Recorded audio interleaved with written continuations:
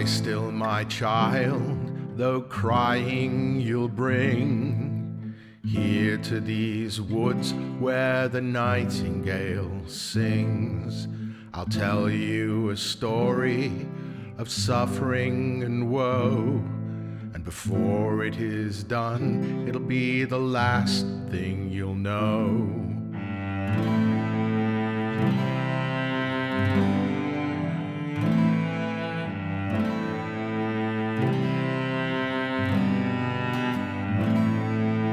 Flush of my youth, I was betrothed to a king, the most virtuous man that the world had yet seen.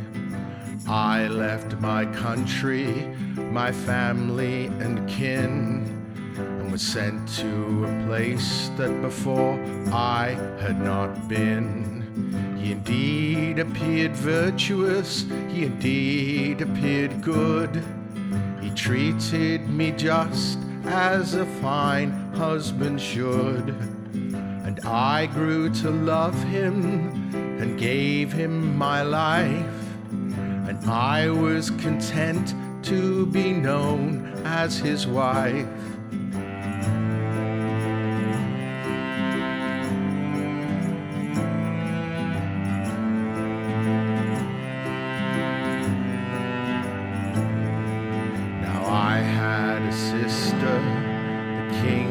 Had not met, and dearly I loved her and love her still yet.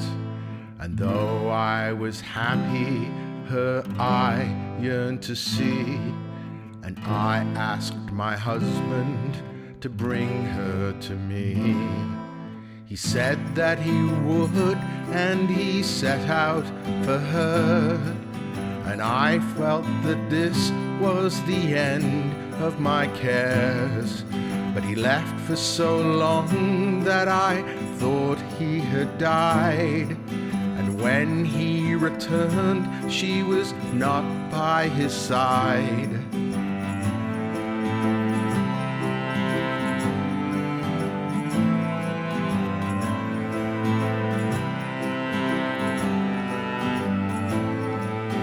They'd been waylaid in the wildest of woods, and my sister was taken and savaged by wolves, and her body was lost despite all that he tried to bring it back here to be laid by my side. I wept and cursed, oh, the cruelest of fates, my beautiful sister wrenched from this place. My husband consoled me, our lives they went on, and shortly thereafter we were blessed with a son.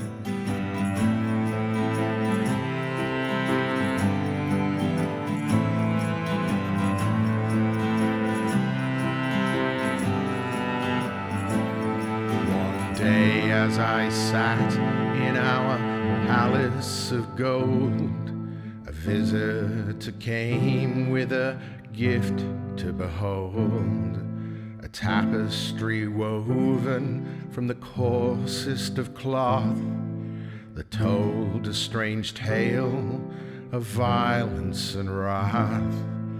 A king took a woman to a cabin in the woods, preyed upon her as might some vicious wolf, and she swore that the world would know well of this wrong, and so to prevent that he cut out her tongue and left her to die there, but instead she survived, and she wove this story of how the king lied.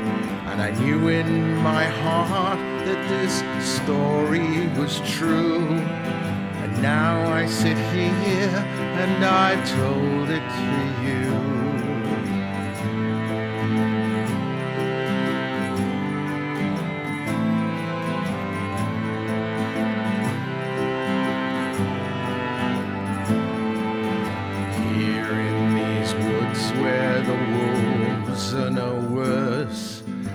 men with their lusts, whom forever I curse.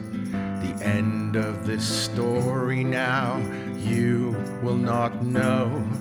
Asleep at my breast to the gods you will go, and of your body will make a fine use.